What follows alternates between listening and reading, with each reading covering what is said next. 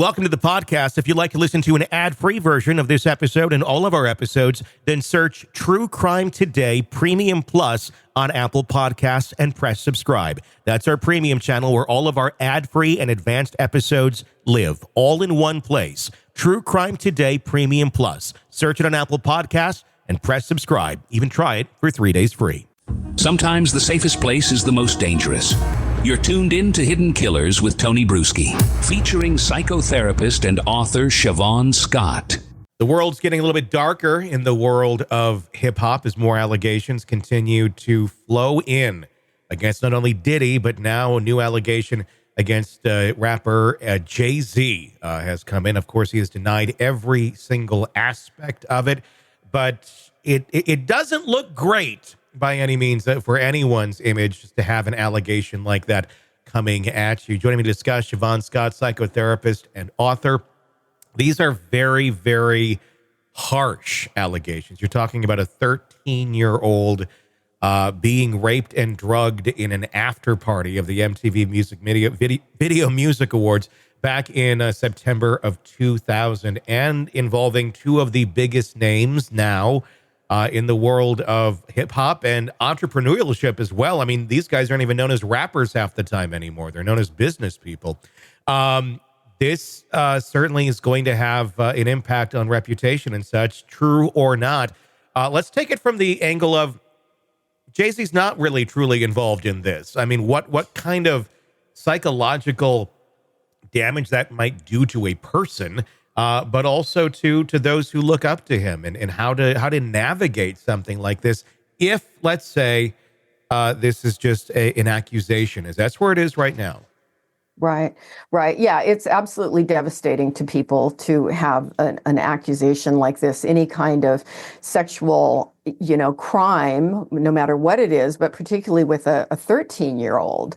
And I think for all of us at this point, it's hard to imagine anyone being closely bonded with Sean Combs and not having some degree of awareness of what the guy was up to with the parties and the gallons of baby oil and, just the layers of bizarre. How could you not have some awareness of it? So any kind of association at this point is not good. But yeah, if indeed he is innocent, it's going to have serious consequences. What did you make of his reaction? It was a very detailed response. I do question if it went through any attorneys. Maybe it did, maybe it didn't. But I mean, there was some room for improvement in there in terms of PR.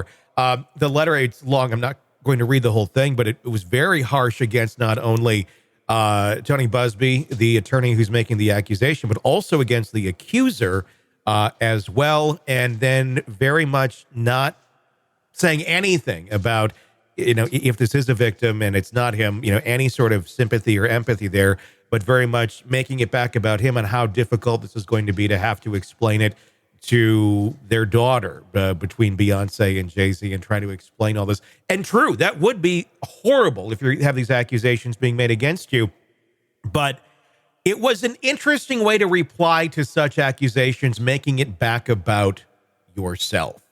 What's your take on all of that? Yeah, good point. It doesn't come off sympathetic and appropriate. And, I can understand it on some level because it feels very much, it's a personal attack. Yeah. And if you're innocent, you're going to be outraged by that. Mm-hmm. If you're guilty, you may be playing outraged by it. But again, with people in the entertainment industry, not pointing any particular fingers, but it is common to see people who have very big egos and they don't respond well to criticism at all. So I wouldn't expect a lot of empathy from him in this case. I was kind of surprised just by the overall tone of everything. And I mean, an utter denial, which that's fine. If you have nothing to hide, I think that would be my initial reaction too, until an attorney says, calm down, let's calculate this a little bit more. But yeah, I mean, that damage is certainly going to be done if there is something to it.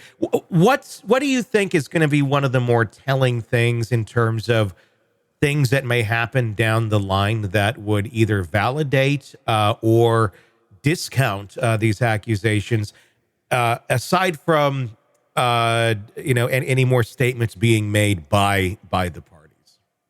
Yeah, you really need some, particularly going back this period of time, you need some kind of corroborating evidence. Did this young girl tell other people? Was anyone else aware of it? Is there any kind of supporting evidence? Or is somebody going to come forward and say, no, she wasn't even there. She was at some other place at that particular time.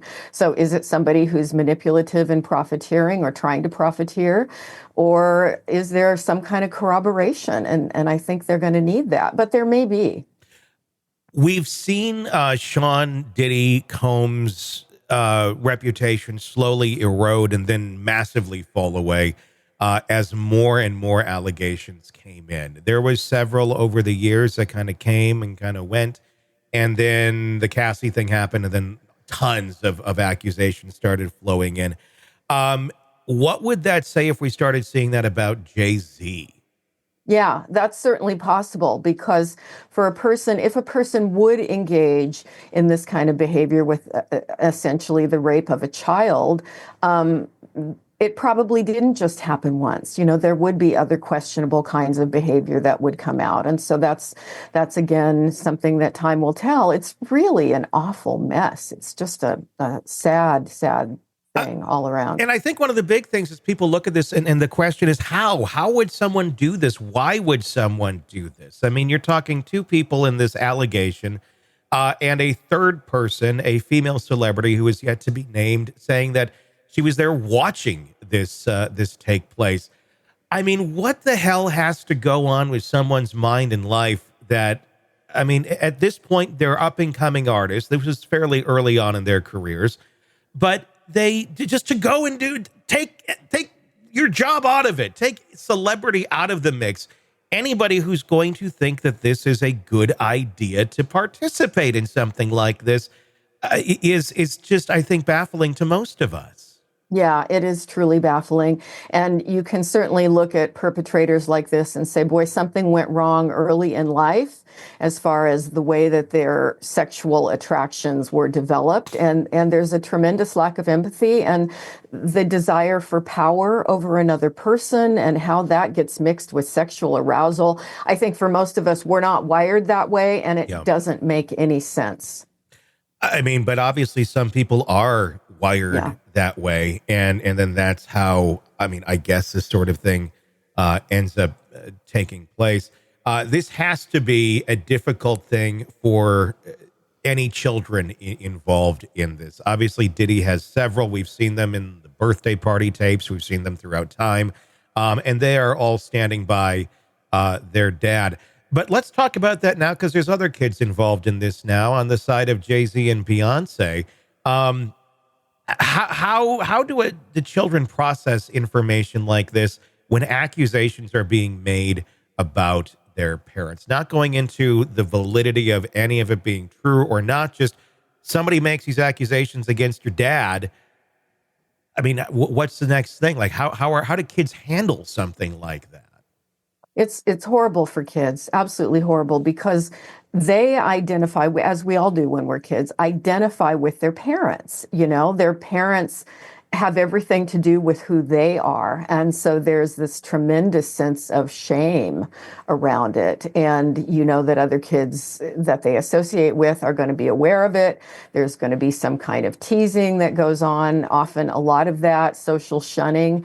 And as far as how they get through it, not well. I don't think there's anything we can do other than you try to shield them from the media as much as possible.